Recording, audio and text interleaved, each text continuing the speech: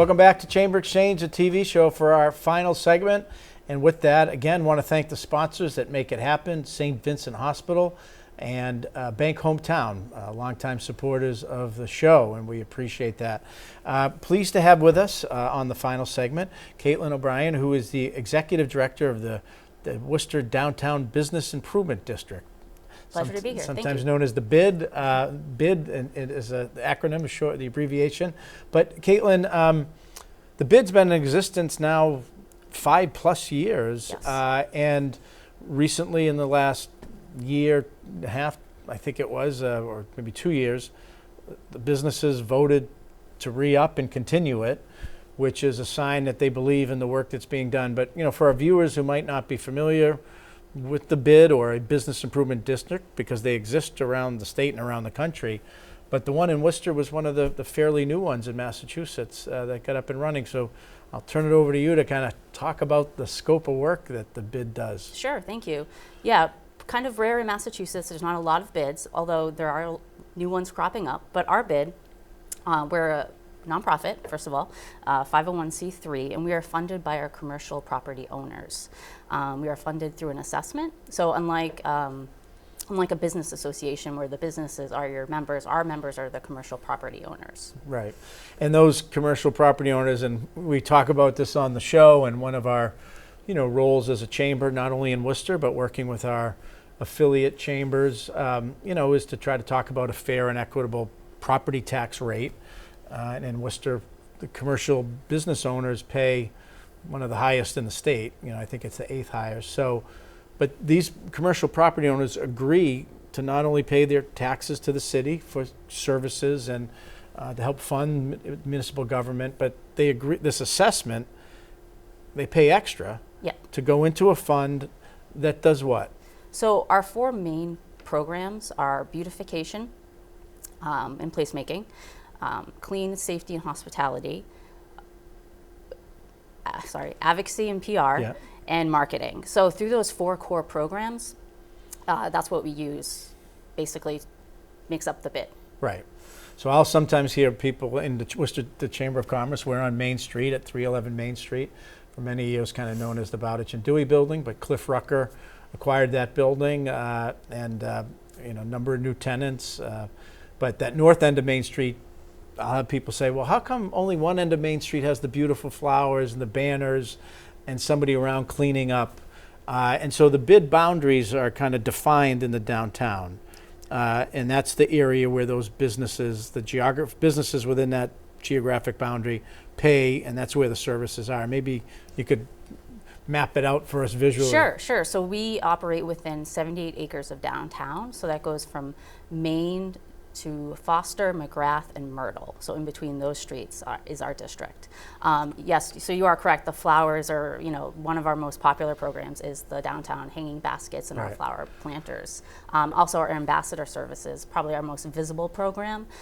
You'll see the guys with their blue polos on the street. And the khaki pants and the khaki hats. pants. Yep. They'll be power washing, removing graffiti, even helping people with directions. Right. And they're a regular presence, and yes. And I see at different times the flowers being watered, and in the lift truck and things like that. So they're consistent. They're out there, kind of making that presentable, and that makes people feel comfortable. They want to maybe hopefully come back. But you're also promoting the businesses that are in the area as well. Yes, that's correct. And we like to say we're really, setting the conditions for businesses, visitors, really anyone to come down to enjoy downtown.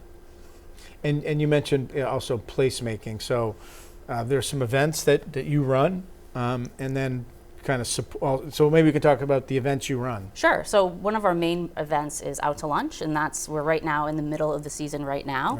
Right. That's every Wednesday until September 9th. From 11 a.m. to 3 p.m. And that was a legacy event from the city. I think it's been going on for more than 15 years. Right. So the BID took it over last year. The city is our partner, but we now produce that event. So that's every Wednesday. It's artists, musical acts. We have tons of vendors. We also actually last year is the first year we have a farmers market as well. So that's been really successful. We offer a snap match program there as well.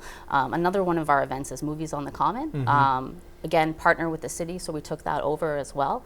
And that's for three to four times a summer. We'll show a movie with a huge LED screen up on the Common.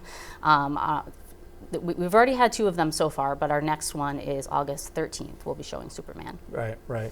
And that is free, I should say. Just remind all these events are free. Yeah, and Out to Lunch, a very popular series. The idea is to get people out of their offices and increasingly some of their apartments if they're working remotely. As downtown's grown as a neighborhood or come back, in many ways, it's back to the future, and downtown being a place.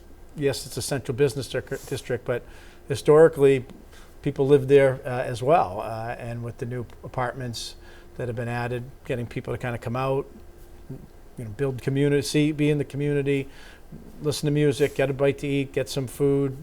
Yeah, we've really had to level it up a little bit just because of the changing workforce. And, again, the city is not the same as it was 15 years ago. So not only are we trying to get workers, but also, people who work from home and people who live in the downtown, which is quickly becoming a very popular neighborhood as well. Right.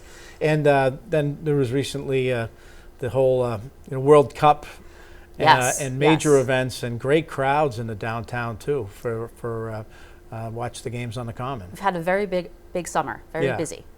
So we got that, and then advocacy you also talked about. So what's the advocacy piece of kind of the 4 pillars, if you will? Sure. So I would say on a local level and also on a state level, we're pushing for downtown, whether that's more grants or whether that's just more representation at the State House for more funding for downtowns. Yeah, and then the Mass Inc. and there's the Gateway Cities initiative. So a lot of our gateway cities, Worcester being I think one of the 11, and there are some communities that want to be that fit the definition now. Is those communities have changed over time, but the idea is oftentimes those gateway cities are the region's hubs for hospitals and nonprofits and arts and cultural, and so sometimes their tax base is not as, because of the nonprofits who don't pay property taxes. There's some stresses sometimes put on them, and the idea is to have some of that state dollars come in to assist with programs and events that shore up the businesses, create quality of life experiences for residents and things and businesses, and so your work and trying to get more of those grants to do that work. Yes, that's correct. Yeah. And not unfamiliar work for you. No. Because you probably a year and a half now in the executive director role, but worked in municipal government and some different roles. I come from the municipal side of things. Yeah. Previously, I was the assistant town manager in the town of Norfolk and Dover. Yeah. And then I also worked in economic development in the town of Westboro. Yeah. So those experiences and roles were probably good training to kind of come into this leadership at the BID. Yeah, absolutely. Very good training. It all kind of led me here within the public management side, but also the economic development side. In Westboro, I created the first small business program, for example, small business grant program, for example. So it's all kind of tied together into this job. Yeah.